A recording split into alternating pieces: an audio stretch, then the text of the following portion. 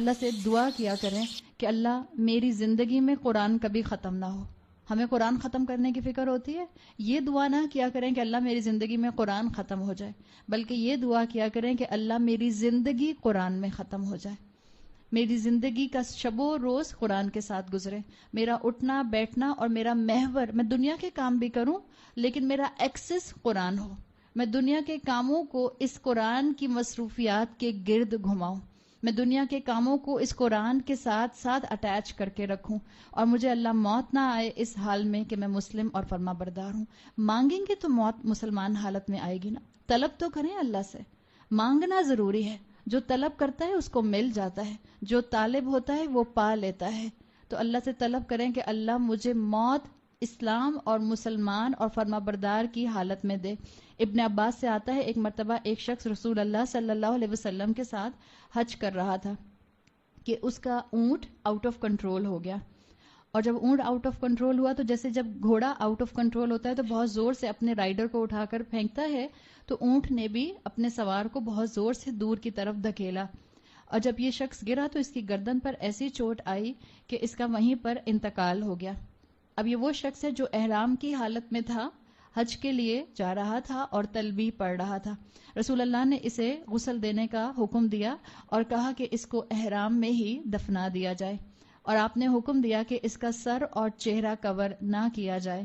پھر آپ نے فرمایا فَإِنَّهُ يَقُومُ يَوْمَ الْقِيَامَةِ مُلَبِّهِ، یہ یقیناً قیامت کے دن جب کھڑا ہوگا تلبیہ پڑھتا ہوا کھڑا ہوگا. کتنا بڑا آنر ہے. آپ سوچیں لوگوں کی موت، لوگوں کا انتقال کیسے ہوتا ہے.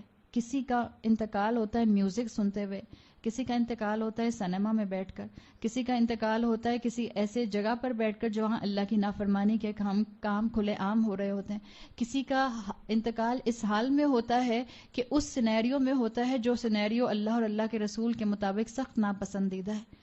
اور یہ وہ انسان جو تلبیہ پڑھتا ہوا، اللہ کی حمد کرتا ہوا، اللہ کے ساتھ اپنے ریلیشن شپ کا اظہار کرتا ہوا اٹھے گا روز محشر.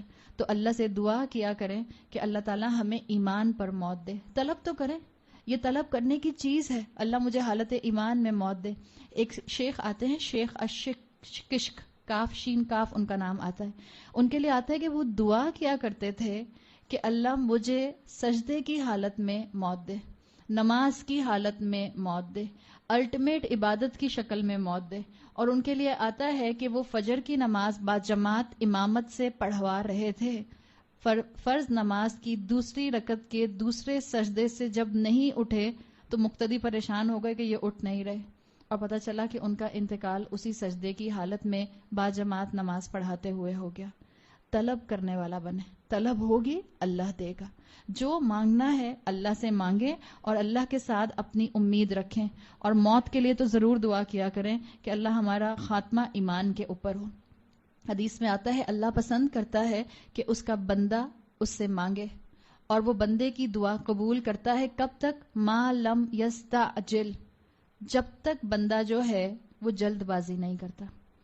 یہ اللہ کے رسول نے کہا ہے کہ اللہ اپنے بندے کی دعا پر رسپونڈ کرتا ہے جب تک بندہ جلد بازی نہیں کرتا. صحابہ نے پوچھا یا رسول اللہ بندہ دعا میں جلد بازی کیسے کرتا ہے؟